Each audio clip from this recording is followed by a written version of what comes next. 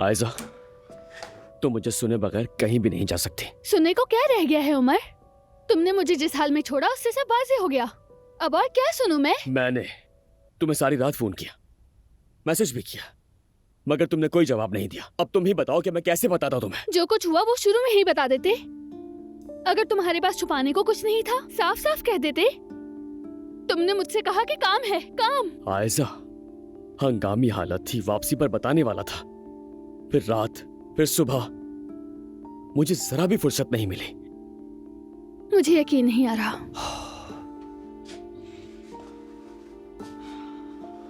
उमर, सब बातों को छोड़ो यार, ये यास्मीन का घर है। उससे पूछे बगैर यहाँ किसी और को कैसे ला सकते हो तुम? ठीक है, तुम सही कह रही हो, इजाजत लेनी चाहिए थी। अब तुम मुझे इजाजत दो ताकि मैं तुम्हें सब कुछ बता सकूं। आयजा, प्लीज।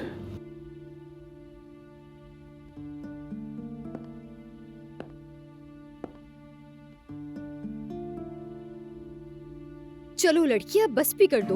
इतना बढ़ा चढ़ा कर दिखाने वाली कौन सी बात है? बस हाथ ही तो जख्मी हुआ है। तुमने मेरे साथ इतना बुरा रवैया क्यों इख्तियार कर लिया आखिर?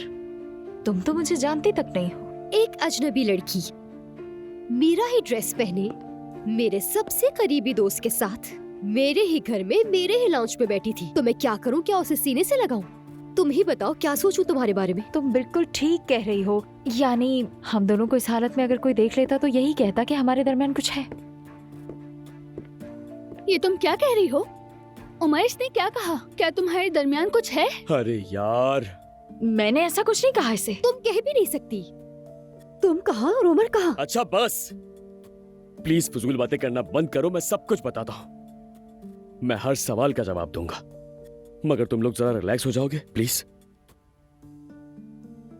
आयजा, प्लीज बैठ जाओ मेरी जान।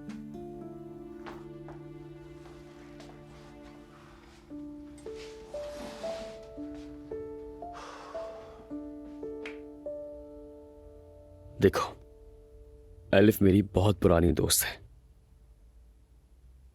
कल जब हम खाने पर जा रहे थे तो एलिफ की कॉल आई। ये उस वक्त बहुत मुश्किल में थी। यानी अगर मैं नहीं जाता तो तुम लोग सोच भी नहीं सकते कि क्या हो सकता था। इसलिए मुझे इसे यहां लाना पड़ा। यास्मीन, तुमसे इजाजत लेनी चाहिए थी, माफ कर देना। मगर जब किसी की जान खतरे में हो और इंसान कुछ कर सकता हो तो ऐसा करना ही पड़ता है। किस किस्म का खतरा उमर? इसे क्या होने वाला था? कर्ज की वजह से मुझे अगवा कर लिया गया था।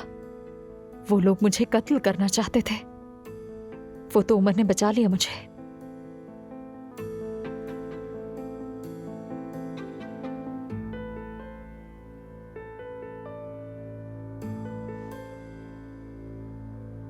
जुमाना, यहाँ रुकने की जरूरत नहीं, घर वापस जाओ, अम्मी का ख्याल रखो। तुम्हें याद है या नहीं, तुम्हारा काम अम्मी की देखभाल करना है। सही कहा आपने। और एक बात और याद रखो, आज के बाद से औजान से किसी किस्म का ताल्लुक नहीं रखोगी। और अगर औजान के साथ तुम्हारी वजह से दोबारा कोई मसला हुआ तो इस बार मैं तुमसे निपटूंगी, समझ गई? जोया, चलो यहाँ से।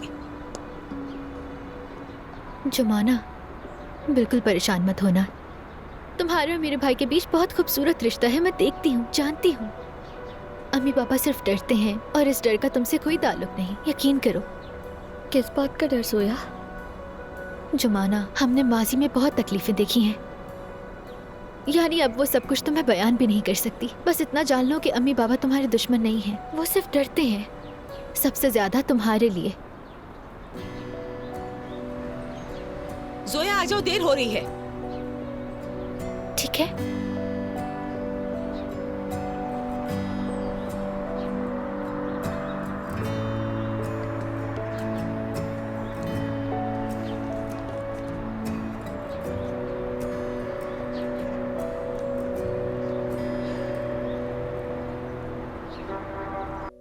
उसके बाद मैं एलिफ को यहां लेकर आ गया।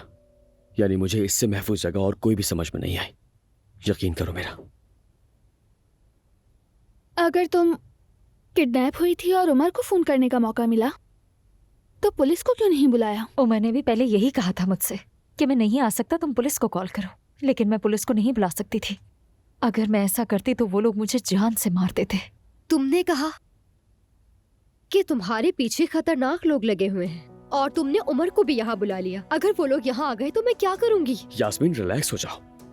मैं ऐसा कोई काम नहीं करूंगा जिससे तुम्हारी जान खतरे में आए। पुलिस को खबर दे दी है मैंने, वो लोग नीचे ही हैं, फिक्र मत करो। खतरनाक लोग, पुलिस को इत्ला दे दी है। उमर, तुम ये किन चक्रों में खुद को फंसा रहे हो? अगर तुम्हें कुछ हो जाता तो फिर मैं क्या करती? मेरी जान, कुछ नहीं हुआ। देखो मुझे, मैं यहां हूं ना तुम्हारे साथ।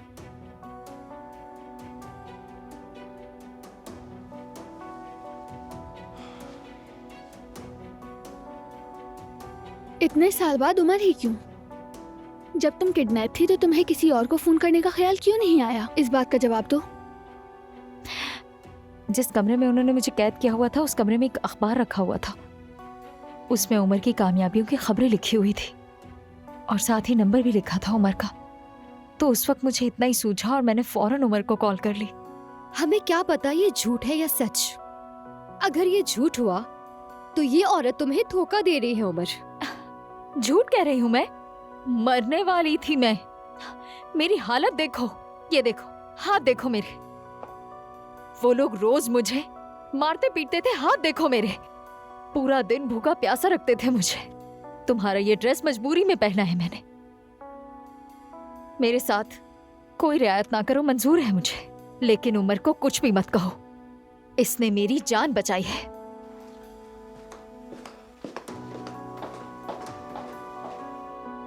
मैं यकीन नहीं करती, मेरे नजदीक ये झूठ है। कोई तो गड़बड़ लग रही है मुझे। यास्मीन, इसमें कोई गड़बड़ नहीं है। इसने जो कहा वो सब कुछ दुरुस्त है, मैंने अपनी आंखों से देखा। और हल्फ मेरे खानदान की तरह है। क्या खानदान की तरह है? सफिया आपा की बहन है ये।